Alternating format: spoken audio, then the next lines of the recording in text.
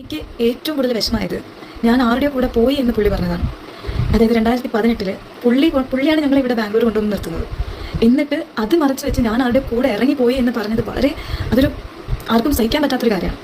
ഇതുവരെയും എൻ്റെ കുട്ടിയുടെ കാര്യം മാത്രം വിചാരിച്ച് കുട്ടിയുടെ കാര്യങ്ങൾ നോക്കി ഞാൻ എൻ്റെ അമ്മയുടെ കൂടെയാണ് ഞാൻ നിൽക്കുന്നത് ബാംഗ്ലൂർ. എൻ്റെ ചേച്ചിയുടെ കൂടെ ആയിരുന്നു. ഇപ്പം ഞങ്ങൾ മാറി വേറെ ഒരു അപ്പാർട്ട്മെൻറ്റ് എടുത്ത് ഞാനും എൻ്റെ കുട്ടി എൻ്റെ അമ്മയാണ് കൂടെ ഉള്ളത്.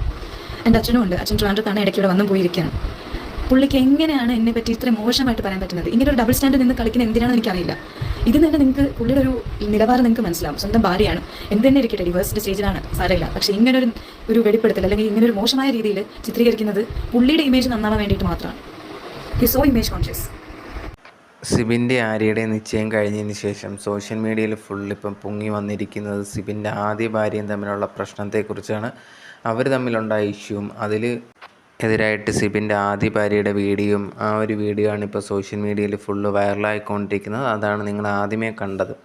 ആ ഒരു സമയത്ത് സിബിൻ പറഞ്ഞ കുറേയധികം കാര്യങ്ങൾ അത് കറക്റ്റല്ല എന്ന് പറഞ്ഞിട്ടായിരുന്നു ആദ്യ ഭാര്യ രംഗത്ത് വന്നിട്ടുണ്ടായിരുന്നത്. ഇപ്പം പിന്നെ അത് കുത്തിപ്പൊങ്ങി വന്നിരിക്കുകയാണ്. കാരണം ലേറ്റസ്റ്റ് ആയിട്ടായിരുന്നു സിബിനും ആര്യയും തമ്മിൽ നിശ്ചയം നടന്നിട്ടുണ്ടായിരുന്നത്. കല്യാണം ഉടനെ ഉണ്ടാകും എന്നുള്ളൊരു കാര്യമാണ് അറിഞ്ഞേക്കുന്നത്.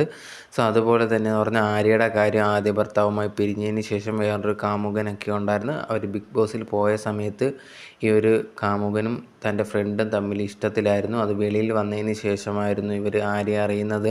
അതോടെ ഭയങ്കരമായിട്ടുള്ള ഡിപ്രഷനിലൊക്കെ പോയി എന്നുള്ളൊരു കാര്യം ആര്യ പറയുന്നുണ്ടായിരുന്നു.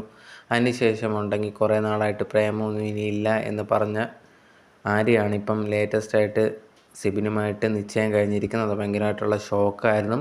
അവർ നല്ല ഫ്രണ്ട്സാണ് എന്നുള്ളൊരു കാര്യം എല്ലാവർക്കും അറിയായിരുന്നു. സോഷ്യൽ മീഡിയയിൽ ഒരുമിച്ചുള്ള പോസ്റ്റും കാര്യങ്ങളൊക്കെ അവർ ഇടുമായിരുന്നു. പക്ഷേ നിശ്ചയത്തിലേക്കോ കല്യാണം കഴിക്കാൻ പോകുന്നു എന്നുള്ള കാര്യങ്ങളൊക്കെ പെട്ടെന്നായിരുന്നു.